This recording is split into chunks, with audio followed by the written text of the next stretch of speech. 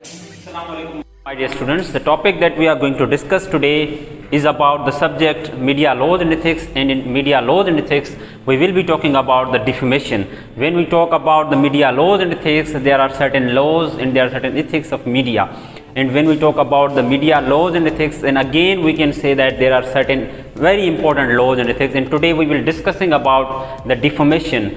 Defamation is an act that means when you say something to somebody or to someone and you are claiming someone and you are saying something wrong about the personality, and you are means you can see over there the communication statement. You pass the statement through your words and you say about something Saqib or about something anybody else, and you claim that he has done something wrong. And this is actually when wordly you can say or spoken form, it is basically if it happens in the form of spoken, you can say the statement, it is a false statement about any person.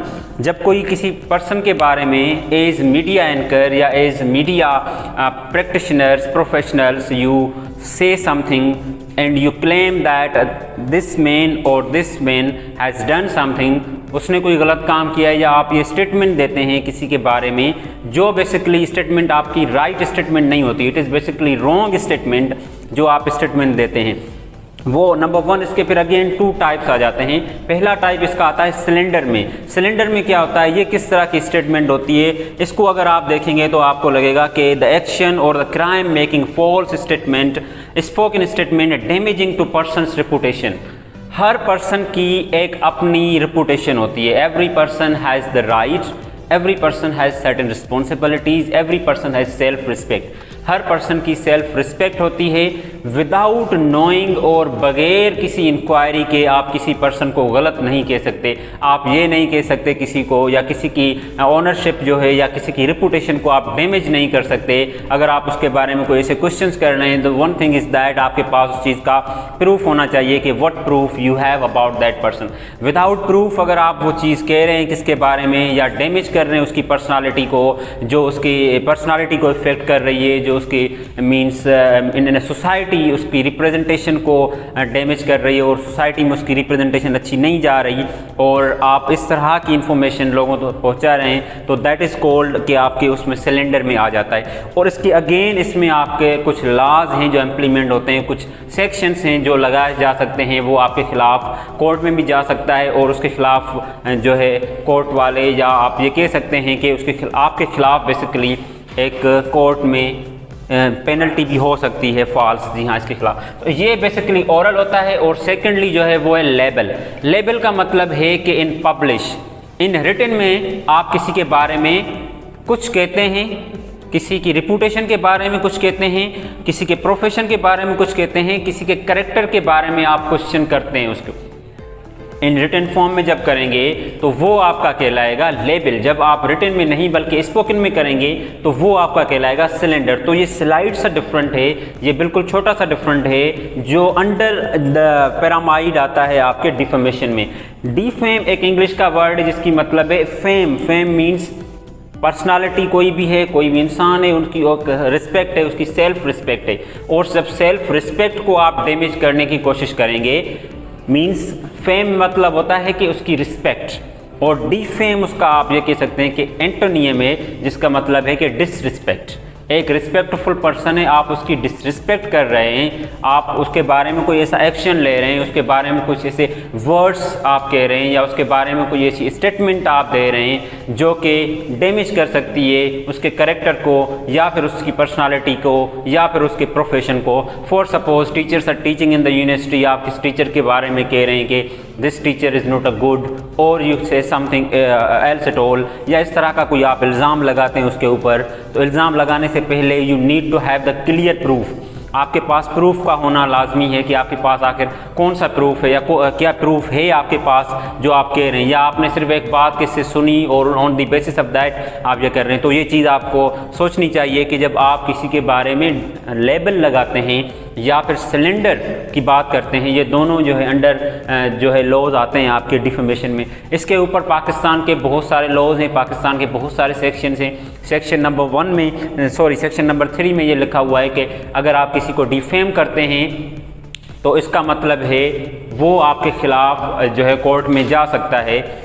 Number 2 पे जब आता है, number 4 पे, section number 4 ये कहता है कि जो डिफेम है, जो डिफेम्ड हुआ है पर्सन, उसके पास ये प्रूफ होना चाहिए कि उसको डैमेज हुई है, उसकी पर्सनालिटी या उसका करेक्टर डैमेज हुआ है। अगर आपने कोई एक उसके खिलाफ वर्ड कहा है, आपने कोई स्टेटमेंट दी है, उससे मेरी पर्सनालिटी में कोई इफेक्ट हुआ है, तो अगर वो कोर्ट में केस करेगा तो आप कि ऑन द बेसिस आप किस पे करेगा, वो ऑन द बेसिस आप प्रूफ पे करेगा। उसके पास प्रूफ का होना लाजमी है। अगर उसके पास प्रूफ नहीं होगा तो लॉज एंड एथिक्स उसके ऊपर अप्लाई नहीं हो सकते।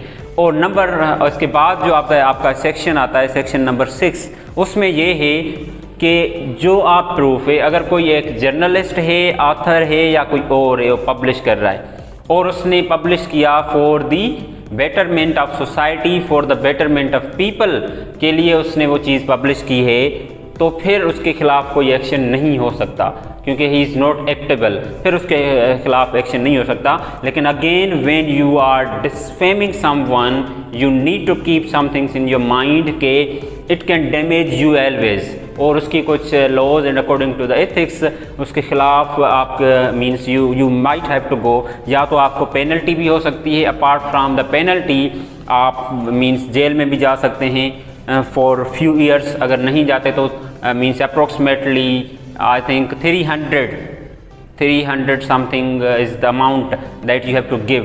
300,000 मीन्स 3 लाख होते हैं जो कि, तो फिर अदरवाइज आपको वो देने होते हैं। So generally this is basically defamation laws. और उसके अलावा जब हम बात करते हैं Pakistani laws, ordinance and acts भी हैं, पेनल ऑफ कोड। अगर आप इसकी हिस्टोरिकल बैकग्राउंड में देखेंगे कि हिस्ट्री में देखने जाने की कोशिश करेंगे तो ये ब्रिटिश से है। 80s-60s में ये जो है आपका पेनल आया, या जो है उस लॉज, क्योंकि बहुत सारे लॉज हमने आपको पता है कि वी हैव नॉट मेड, लेकिन पाकिस्तान बनने के बाद हमने उनको अप्लाई करना स्टार्ट कर दिया, या जब हमने अपनी कंट्री मीन्स आज़ादी हासिल की तो व्हाट वी डिड के हमने वो लॉज उनसे ले लिए। उसके बाद अमेंडमेंट्स आई हैं, उसके बाद एक्ट्स हैं, उसके बाद इसके ऊपर पेनल्स कोड ऑफ पाकिस्तान है और कुछ अमेंडमेंट्स भी हुई हैं। रिसेंट अमेंडमेंट्स भी हैं इसके ऊपर कुछ, और इनके ऊपर कुछ केसेस भी हैं। बहुत सारे ऐसे जर्नलिस्ट हैं जिनके ऊपर इस तरह के केसेस चल रहे हैं, नजम सेठी है या इस तरह के और भी जर्नलिस्ट हैं जिनके खिलाफ इस तरह के केसेस चल रहे हैं, क्योंकि उन्होंने किसी को डिफेम किया विदाउट एनी नॉलेज या विदाउट एनी प्रूफ, उनके पास नहीं था।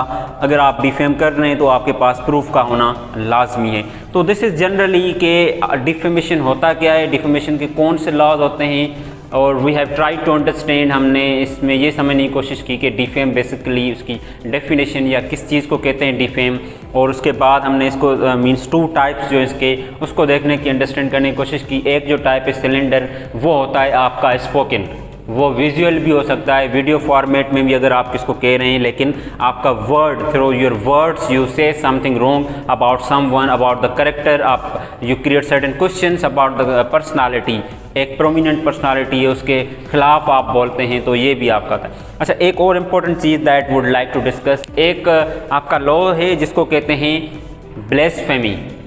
If you have heard about the word blasphemy, blasphemy laws Pakistan में नहीं बल्कि पूरी दुनिया में एग्जिस्ट करता है। ये लॉ ये कहता है कि आप नंबर 1 किसी भी रिलीजियस के खिलाफ कोई बात नहीं कर सकते, रिलीजन के खिलाफ। नंबर 2 उनके ओरिजिनेटर के खिलाफ। नंबर 3 गॉड के खिलाफ, या नंबर 3 जो उनके होली बुक्स होते हैं उनके खिलाफ आप कोई बात नहीं कर सकते। इसको मज़ीद हम कोशिश करेंगे कि जो हमारा नेक्स्ट लेक्चर होगा उसमें डिस्कस करने की कोशिश करेंगे।